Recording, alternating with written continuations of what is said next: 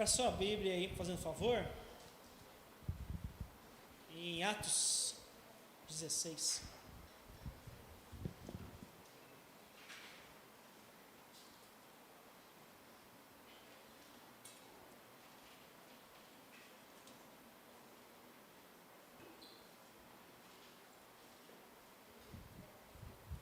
Essa, como eu disse, é a última mensagem dessa série. Nós estamos falando nesse mês então de famílias, ou família enraizada em Jesus. E uma família enraizada em Jesus é uma família abençoada. A nossa família é abençoada porque ela está enraizada em Jesus. Também falamos que uma família enraizada é uma família então que a sua fé está inabalável. É inabalável, seja qualquer vento, qualquer coisa que possa destruir, estamos firmes em Jesus. Também falamos que uma família que está enraizada em Jesus tem seus papéis definidos: o papel do homem, o da mulher, o dos filhos, o dos pais, são definidos, onde a Bíblia nos mostra, nos revela. E falamos também a semana passada que uma família que está enraizada em Jesus tem relacionamentos saudáveis, que por mais que haja conflitos, eles são resolvidos na atmosfera da graça do Senhor, do perdão, da reconciliação. E hoje nós iremos falar que quando uma família está enraizada em Jesus, se torna uma família transformada, uma família transformada. E eu quero dizer que existe uma falsa ideia de que exista famílias perfeitas, que por mais que a gente ache que a nossa família é perfeita, porque quando a gente pensa em família perfeita, a gente pensa em família que não há erro, que não há falha. Mas a verdade é que famílias perfeitas só existem no Instagram. Aquela família talvez vai fazer um piquenique, talvez vai num restaurante, e aí ela tira uma foto para postar. Só que antes daquela tirar aquela foto, ela tirou umas 10 antes. Porque essa não ficou boa, essa não ficou boa, essa não ficou boa. Quem de nós nunca fez isso, né? Até esse dia eu estava vendo uma foto, depois o original. A foto tinha a família aqui, bonita, sorridente, assim, era o pai e a mãe, 2 crianças pequenas, sorridente. E aí, na outra foto, tinha um menininho do outro lado, assim, com a cara bravo, assim. Cortaram ele, colocaram os outros, e aquele que estava com cara bravo tirou. Para mostrar a família perfeita, que não há nenhuma dificuldade, que não há um problema. Mas a grande verdade é que famílias perfeitas não existem. O que existem é famílias transformadas. Famílias transformadas, porque quando a graça transformadora de Jesus entra na nossa vida, na vida dessas pessoas, dessa família, tudo se transforma. Como entrou na minha vida, como entrou na sua vida, como entrou na sua família, e tudo se transformou. Porque quanto mais nós temos Jesus na nossa vida, quanto menos temos menos de nós e mais de Jesus, mais somos transformados. E a transformação é por completa. Então, às vezes, começa por uma pessoa. Às vezes, começa com a esposa, orando, buscando o Senhor. Às vezes, começa com o esposo. Às vezes, começa com um filho que ouve falar sobre Jesus e se encanta, se maravilha, se entrega e começa uma caminhada com Jesus. E todos os outros também da sua casa vão querer, porque ele está vendo que há uma transformação, que há uma mudança, que há algo tremendo ali acontecendo. E querem isso também na vida deles.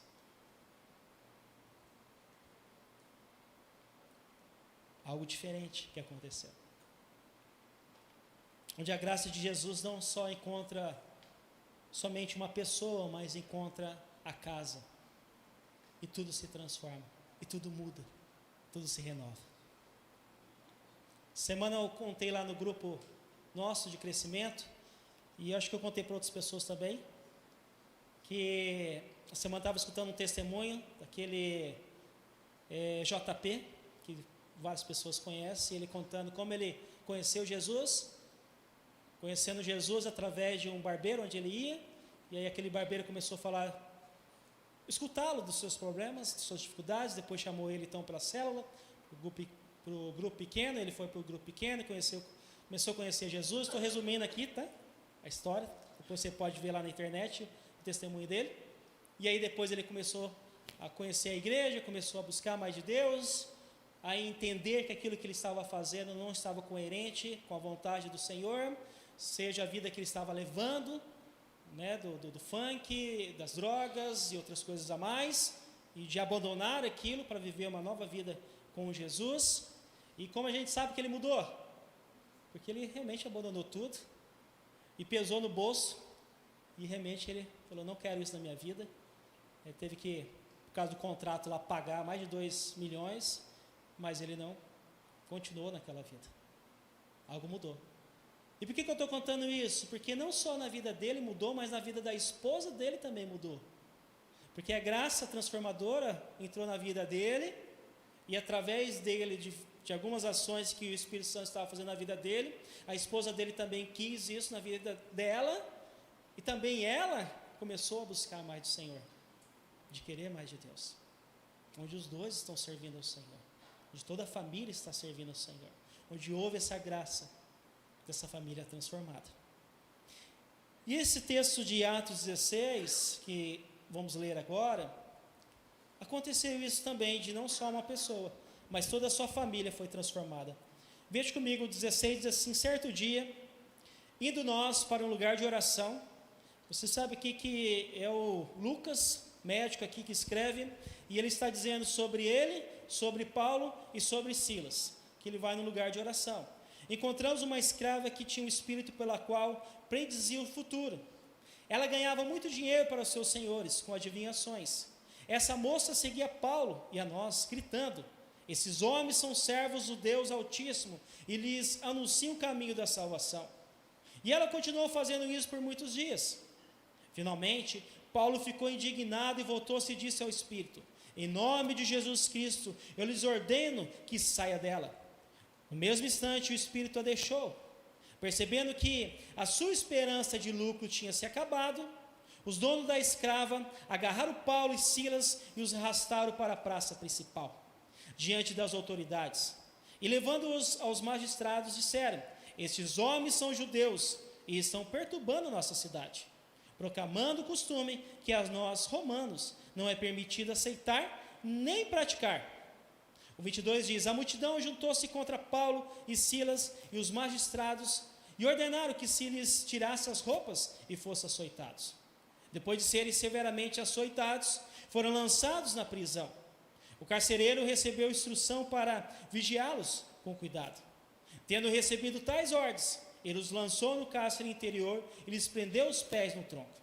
Por volta da meia-noite, Paulo e Silas estavam orando e cantando hinos a Deus. E os outros presos os ouviam. E de repente, houve um terremoto tão violento que os alicerces da prisão foram abalados.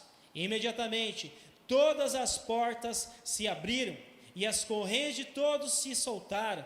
O carcereiro acordou e, vendo abertas as portas da prisão, desembaiou a sua espada para se matar, porque pensava que os presos estivessem fugindo. Mas Paulo gritou, não faça isso, estamos todos aqui.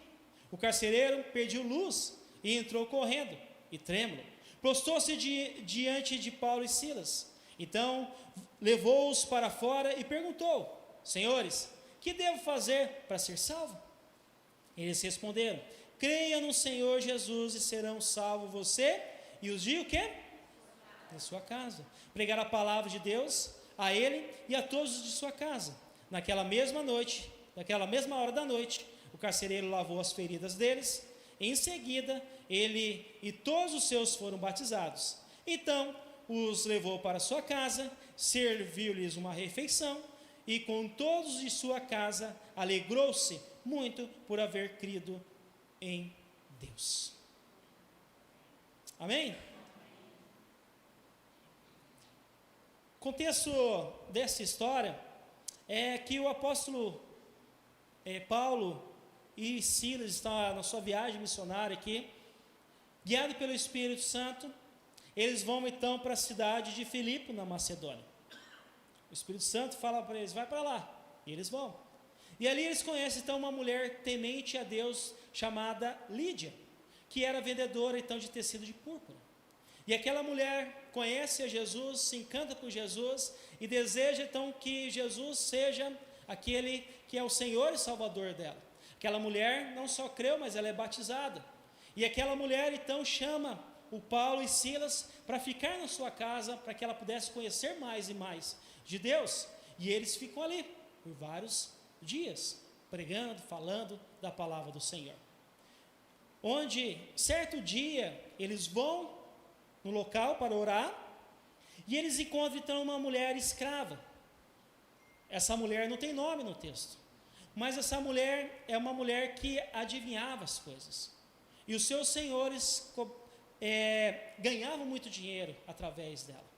Aquela mulher, ao ver Paulo e Silas ali, passando todos os dias para aquele lugar, para estar indo na sinagoga para orar, ela fala: estes homens são servos de Deus Altíssimo, e lhes anuncia o caminho da salvação.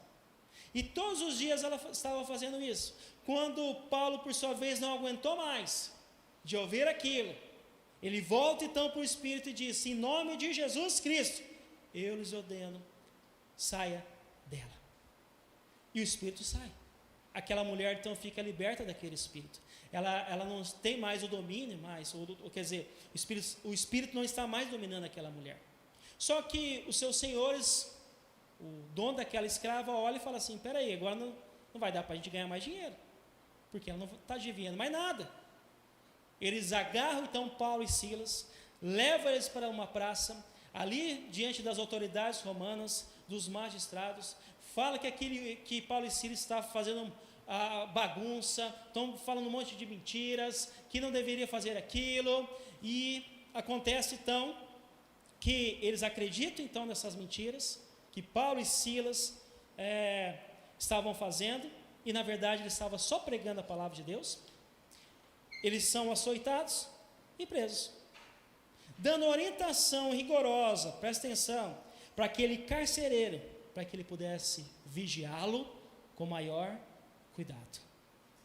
Só que nem os magistrados, nem o carcereiro, nem as pessoas que estavam ali imaginavam que Deus iria fazer. E o que ele fez mudou toda a história.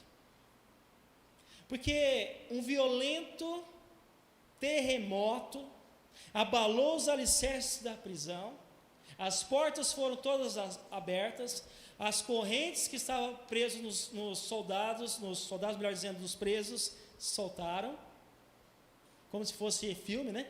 Abrindo assim, pelo terremoto. E naquele dia, aquele carcereiro tinha uma escolha a fazer, e ele escolheu a melhor parte. Pois não somente a sua vida foi transformada, mas toda a sua família. Através da graça de Jesus, porque naquele momento ali do terremoto, naquele momento difícil que ele estava enfrentando, o carcereiro ali, diante daquela situação, que ele era o responsável, ele tomou a melhor decisão. E é sobre esse carcereiro que eu quero falar nessa noite. Porque esse carcereiro, ele teve a sua vida transformada através do Evangelho, através de Jesus, através do caos que estava ali. Não somente ele, mas toda a sua família foi transformada através dele. Por isso eu quero dizer, em primeiro lugar, que em meio às dificuldades, só enxergamos uma saída: o fim. O fim. A verdade é que não conseguimos achar nenhuma outra saída, senão o fim. Eu estava essa semana assistindo um episódio de uma série policial, e nesse episódio dessa série, existia um policial que ele foi afastado ali, e praticamente aposentado, antes do templo, por um erro que ele cometeu. Ele não poderia mais exercer o cargo dele, ele era chefe, ele perdeu esse cargo para outra pessoa, e ele teve que se aposentar mais cedo, algo que ele não queria, e ele estava então passando por um momento difícil na sua vida, porque além dele perder o seu emprego, ele teve que separar da sua esposa também, divórcio, e diante disso então ele teve dificuldades financeiras, e por causa disso ele começou então a beber, e beber muito, até cair, de forma que ele não conseguia mais dormir se não estivesse bêbado. E nesse episódio os amigos estavam ali tão preocupados com ele, porque ele sumiu, e ele estava pensando assim, alguma coisa pior vai acontecer, porque ele não atende as ligações, eles chegam na casa, vê bebidas, vê outras coisas, ele tinha levado a arma dele, tinha saído. Então eles vão atrás desse amigo, e encontram então o seu amigo num lugar deserto, com uma arma na mão, dizendo que é o fim, que não tem mais solução, que não adianta mais lutar, que está cansado de lutar. Então aqueles amigos o convencem de não fazer aquilo, mas procurar ajuda. Convence do pior, de não se matar. Como esse homem do Atos 16 aqui, que está à beira da morte, à beira de dar cabo da sua vida, de se matar, porque achava que era o fim. E a verdade é que quando a gente acha que é o fim, nós não conseguimos olhar outras possibilidades. Esse homem da série não via mais outra possibilidade. E os seus amigos tiveram que mostrar para ele que existia mais possibilidade. E na série, ele aceita. Ele sai dali e vai se tratar, não dando continuidade daquilo que ele queria fazer. Então, por quê? Porque ele se sentia cansado. O cara da série sentia que não tinha mais solução, que era o fim. Como esse homem então de Atos 16, o versículo 26 e 27, que diz assim: de repente houve um terremoto tão violento que os alicerces da prisão foram abalados. Imediatamente todas as portas se abriram e as correntes todos se soltaram. O carcereiro acordou e, vendo abertas as portas da prisão, desembaiou sua espada para se matar, porque pensava que os presos tivessem fugido. Aquele carcereiro acordou assustado ao ver que todas as portas da cadeia estavam abertas. Ele pensou, eles fugiram, não tem outra solução, vou ter que agora dar cabo na minha vida, porque se eu não fizer isso, eles vão me executar. É o fim. Não enxergou mais nenhuma outra solução. E no escuro, vendo todas as portas abertas, ele sendo responsável, só tinha uma saída: o fim da sua vida. Imagine você acordando na calada da noite, com um violento terremoto, assustado, e você é o responsável, e pensando, todo mundo fugiu, não tem outra saída. E eu não sei se nesse contexto a família dele também, eles também pudessem ser executados por causa do erro dele, por causa que ele não cuidou dos presos. Não sei. Talvez ele estava sentindo vergonha, porque ele não conseguiu cuidar dos presos e todos fugiram. E a solução agora é a morte. Não tinha outra.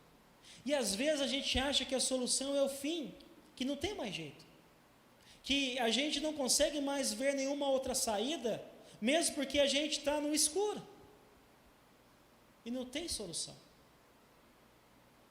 E aqui mora o perigo, porque a gente pode tomar decisões precipitadas, tentando resolver a situação. Mas essas decisões podem levar à morte, essas decisões podem levar à destruição, e infelizmente isso acontece em muitas famílias. Como, por exemplo, quando um casal vive brigando. E aí, para eles, agora não existe mais nada a se fazer. Que a única solução agora é a separação.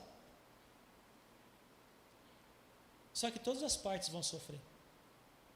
Toda a família vai sofrer. Os filhos vão sofrer. Ou talvez um homem que está passando dificuldade no seu trabalho, pressão do chefe, nas metas, produção, ainda mais agora, tem que trabalhar mais, por menos tempo, para produzir, para cumprir a meta, e a única saída seria pedir as contas do trabalho, para ficar livre daquele sofrimento. Mas a gente esquece que as contas não para, os boletos chegam, né? Ou até mesmo a família que está passando por uma situação financeira e ela não consegue ver o fim daquilo. Que a única solução seria talvez ter um empréstimo. Ou um cartão novo, né? Que é fácil pegar cartão hoje, aí você pega um cartão para pagar outro cartão, para pagar outro cartão e vira uma bola de neve. Até mesmo a situação com os filhos, onde talvez o filho está rebelde, dificuldades na escola, questões intelectuais ou saúde, ou até mesmo a família está com alguém enfermo, onde tem passado por momentos tão difíceis, talvez já gastou todos os seus recursos, todos os seus tratamentos, e parece que nada, não encontra solução em nada, onde essa família está pressionada, cansada de lutar. E a única saída talvez pensa o fim. Talvez não o fim da vida, como esse homem, mas o fim de a gente pensar e imaginar tantas coisas ruins que pode acontecer. Porque a verdade é que a nossa mente pensa tanta coisa negativa. A gente sofre tanto de ansiedade, pensando no amanhã. Quem de nós não acorda já, talvez daqui a pouco na segunda-feira, né? Já pensar tantas coisas que tem que acontecer nessa segunda-feira. E a gente já começa a ficar ansioso, preocupado. E a Bíblia fala assim, cada dia tem o seu mal. Não fica pensando no mal da manhã. Mas a Bíblia também fala que o Deus da paz nos dá paz. Então, quando a gente está no escuro, a gente não consegue enxergar nada pela frente. A gente só consegue enxergar as dificuldades. A gente só consegue enxergar os problemas. E mais nada. Mas há uma segunda verdade, que em meio às dificuldades, alguém nos mostra a solução. Alguém nos mostra a solução. Naquele momento de desespero, tomando a decisão precipitada para resolver a situação, de se matar ali, aquele homem, alguém falou para ele assim, pare, não faça isso. Veja o que Paulo gritou. Ele disse, não faça isso, estamos todos o quê? Aqui. Por incrível que pareça, nenhum preso foi embora. Todos estavam lá. Antes que o carcereiro acabasse com a sua própria vida, Paulo gritou, estamos todos aqui. Porque se Paulo não gritasse, talvez se Paulo não se importasse com aquele homem, se Paulo falasse assim, me açoitaram, me prenderam, eu sou inocente, agora ele, né? Não. Se ele falasse assim, eu não vou ligar, deixa ele morrer, a gente vai fugir, aquele homem estaria morto. E pior, não conheceria a graça do Senhor. Mas Paulo disse, não faça isso. A gente está aqui. E a verdade é que como é importante a gente escutar outras pessoas, como é importante a gente saber que há outras pessoas que podem nos dar conselhos. Porque quando a gente está em uma situação difícil, que nós não vemos mais nenhuma outra saída, senão um fim, ou alguém que poderia nos ajudar, ou tomar uma decisão precipitada, ou poderia prejudicar mais a situação, essas pessoas podem nos ajudar.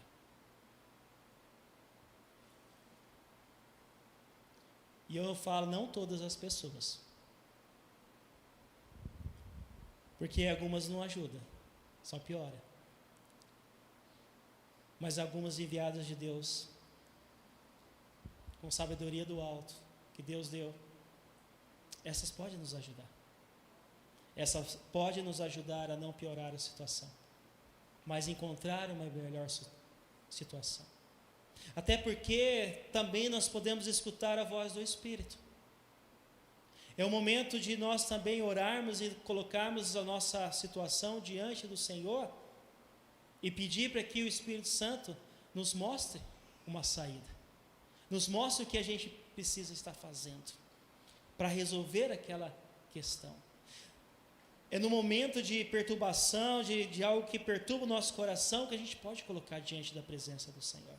Não só diante das pessoas, mas diante também de Deus.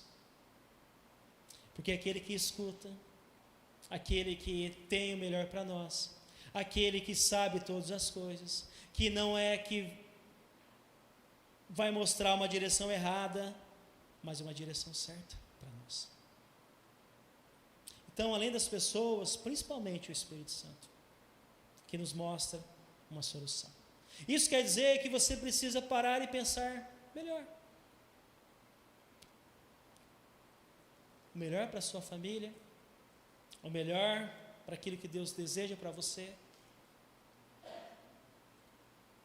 o melhor como ser pai, mãe, filhos, porque Ele tem o melhor. Mas isso nos leva à terceira verdade, que em meio às dificuldades, buscamos o que devemos fazer. Porque aquele homem, quando Paulo falou para ele assim, ó, estamos todos aqui, não se mate. Veja o que aquele homem disse, no versículo 29 e 30, ele diz assim, o carcereiro perdeu luz, porque não estava enxergando nada.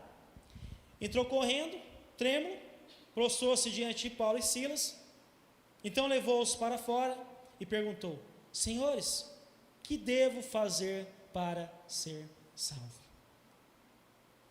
O que eu devo fazer para ser salvo? Aquele homem estava no escuro, estava pronto a se matar, ele escuta uma voz que fala assim, pare, não faça isso, estamos todos aqui. Ele então pede luz, ele vai até Paulo e Silas, traz eles lá para fora e fala, o que eu devo fazer agora para ser salvo? O que eu tenho que fazer? E é interessante porque a visão dele foi aberta, foi iluminada. Algo que ele não via, agora ele estava vendo. Alguém falou para ele e deu um start, deu algo na mente dele e ele viu outras alternativas agora. Outras saídas. E ele diz, o que eu poderia fazer agora para ser salvo? E talvez esse ser salvo dele é, o que eu devo fazer para vocês não me entregar? Porque eu estava dormindo, acordei, pensei que vocês tinham fugido, vocês não tinham. E agora? Vocês estão aí quietinhos?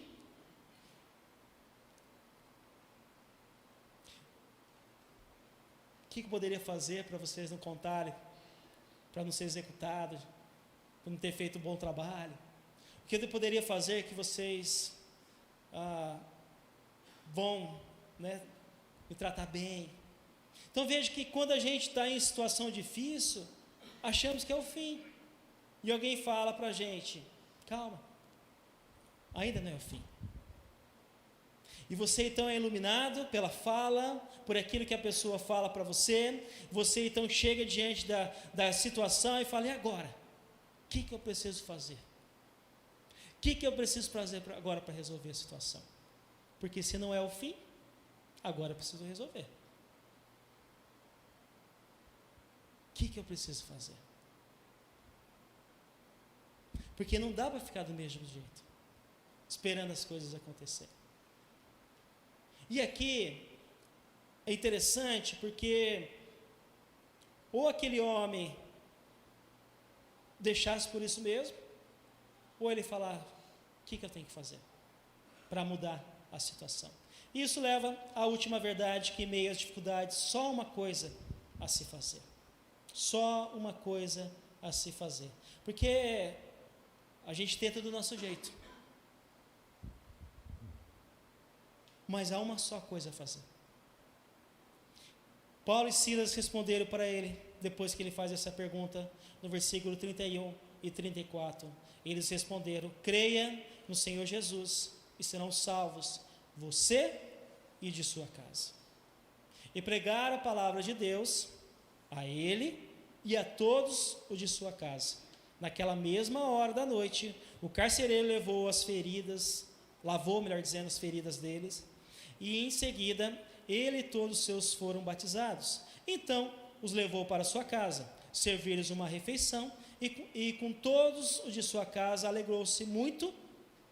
Os de sua casa alegrou-se muito por haver crido em Deus. Então aquele homem só tinha uma coisa a se fazer para ser salvo: crer em Jesus. Crer em Jesus. E o texto diz: você e sua casa serão salvos. E aqui não é que ele crendo pela toda a sua família todos seriam salvos. Não é isso que o texto está dizendo, mas está dizendo que começaria por ele crendo, ele acreditando. Ele levou então aquele Paulo e Silas para a casa deles, cuidou deles, mas também pregaram a palavra. E os da sua casa foram salvos, porque ouviram também da palavra de Deus. Ele viu que tinha uma esperança ali. Ele viu que tinha uma solução ali. Ele viu que não era o fim. Que Deus o livrou da morte. Que Deus estava ali livrando ele da morte, porque ele estava pronto a se matar, achando que era o fim, mas Deus livrou ele da morte, mostrando que tinha uma solução. Ele creu em Jesus, que o libertou, que o salvou, que deu uma nova vida e que lhe deu uma nova chance. Agora ele mesmo ali, sendo um soldado romano, que antes estava crendo em outros deuses, antes ele estava crendo em outras coisas, mas agora crendo que somente um Deus verdadeiro poderia salvá-lo da morte e dar esperança de uma nova vida. E depois que ele creu em Deus, que Paulo e Silas vão para sua casa, que ele cuida das suas feridas, que ele dá uma refeição, que parece que é no mínimo que ele pode fazer, por tudo que aconteceu, por ter livrado ele da morte, impedido, melhor dizendo, da morte. Agora, não só ele, mas toda a sua família conhece a Jesus. Porque eu fico pensando, aquele homem que chega diante da sua família e fala: olha, estava à beira de se matar, mas o Deus dele me livrou. E eu creio nesse Deus. E aquela mulher escutando aquilo e fala assim: eu também quero crer. Eu também quero ser Jesus, porque se livrou meu marido da morte, eu também quero. E talvez aquela criança, aquela menina também falando: livrou meu pai da morte, eu também quero. Esse Deus. Eu quero conhecer mais esse Deus. Eu quero esse Jesus também. Então a gente poderia falar que o marido foi salvo, mas também toda a sua família foi salva. Então, poderíamos dizer que Deus o libertou da morte. E libertou toda a família também da morte eterna. E o milagre aconteceu. Então aqui, ele só tem uma coisa a fazer: crê em Jesus e será salvo. E a verdade aqui é que é Deus que faz em nós. É Deus que faz em nós. Interessante, porque o carcereiro tentava suicídio para tentar evitar a execução romana. Foi impedido pelo Paulo, por Silas, e agora teve a conversão e o batismo dele. O carcereiro que estava fisicamente ali, de forma livre, mas estava preso no pecado, conhece a Jesus agora, e agora está liberto de todo o pecado.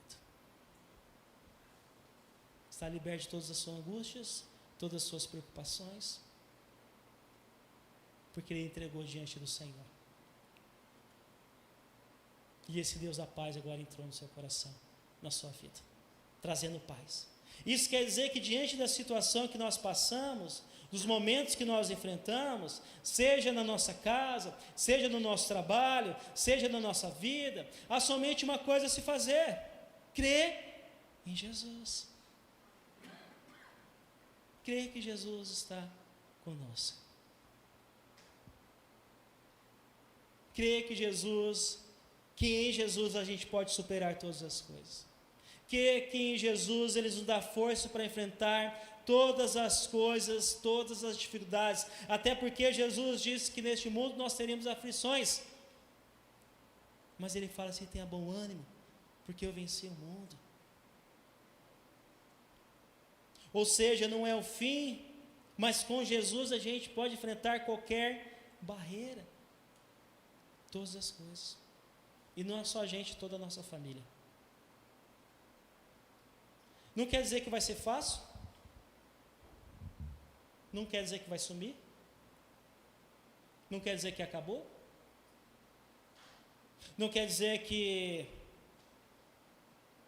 Na verdade, o que quer dizer é que Deus está conosco. Que é um Deus que está cuidando. Que é um Deus que se preocupa. E é que é um Deus que quer nos dar salvação. Então, eu quero dizer que você possa entregar tudo diante do Senhor. Porque não há mais nenhuma outra coisa a fazer. A verdade é que a gente fica relutando. A gente fica tentando com as nossas próprias mãos. A gente tenta fazer do nosso jeitinho. Mas há uma só coisa a fazer: entregar e confiar. E quando fazemos isso, damos esse primeiro passo, e as outras pessoas da nossa casa vão ver, vão crer e vão confiar em Jesus. Vão querer saber que Deus é esse que está mudando a nossa vida, que Deus é esse que está transformando a nossa realidade, que Deus é esse que está deixando a gente menos ansioso, mais em paz, mais tranquilo, mais ousado para enfrentar as lutas da vida, para proteger a família, para cuidar da família, para enfrentar essa guerra espiritual. Que Deus é esse que a gente pode crer que é esse Deus que pode todas as coisas na nossa vida. E aí essas pessoas vão ver na nossa casa, os nossos familiares, que é esse Deus todo-poderoso que tem mudado a nossa vida e que pode também mudar a vida dela também. Eu quero terminar, que você pudesse pensar algumas coisas. Primeiro, o que Deus precisa fazer para você mudar de atitude? Para você acordar? Para aquele carcereiro foi um terremoto. Deu terremoto, ele acordou,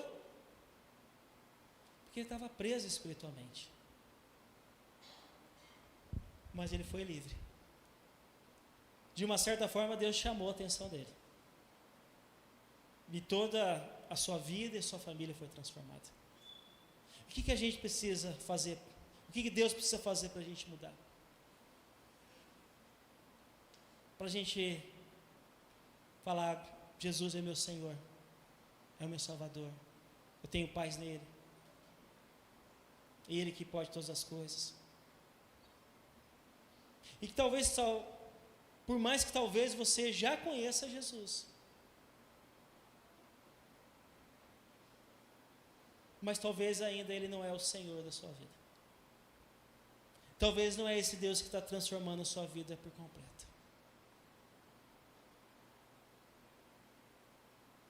Na verdade, Jesus já fez tudo por nós. Ele já se entregou por nós numa cruz. Ele já pagou um alto preço por nós numa cruz. Ele não precisa vir morrer novamente.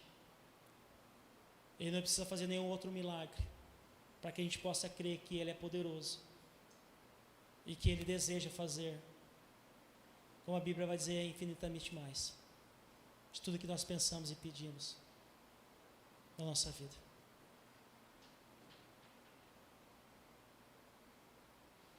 Então, que você possa, diante dos terremotos dessa vida, ter essa atitude de reconhecimento da sua necessidade, mas também essa entrega, de entregar a vida a Jesus.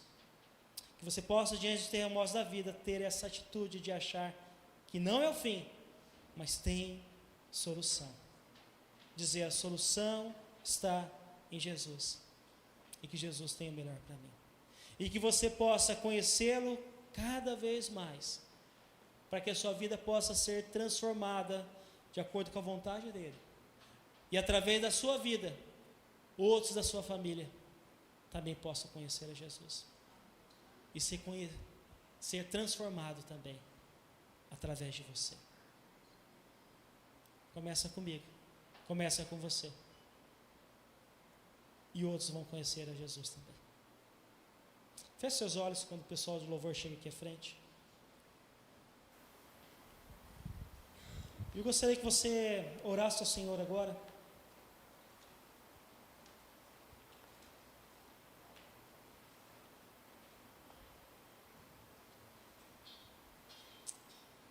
Colocando a sua vida diante do Senhor agora. Será que tem alguma dificuldade que tenha tirado você do foco de Jesus? Do foco desse Deus da paz? Do foco que Jesus tem o melhor? Que Ele pode todas as coisas? Talvez alguma dificuldade que tenha feito você parar de orar, parar de ler a Bíblia, parar de ter tanta vontade de estar na presença dos irmãos aqui na igreja, porque, infelizmente, alguns sim.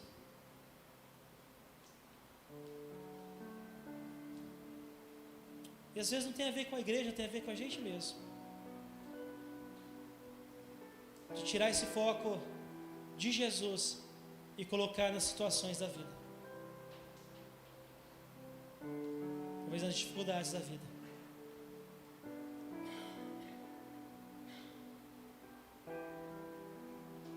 Ó Senhor Jesus, nós oramos, Senhor Deus.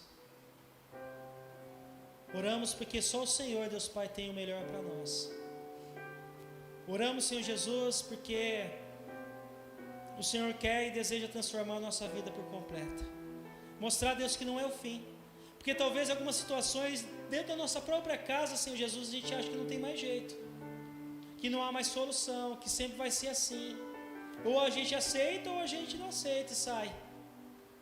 Mas a verdade é que o Senhor pode transformar.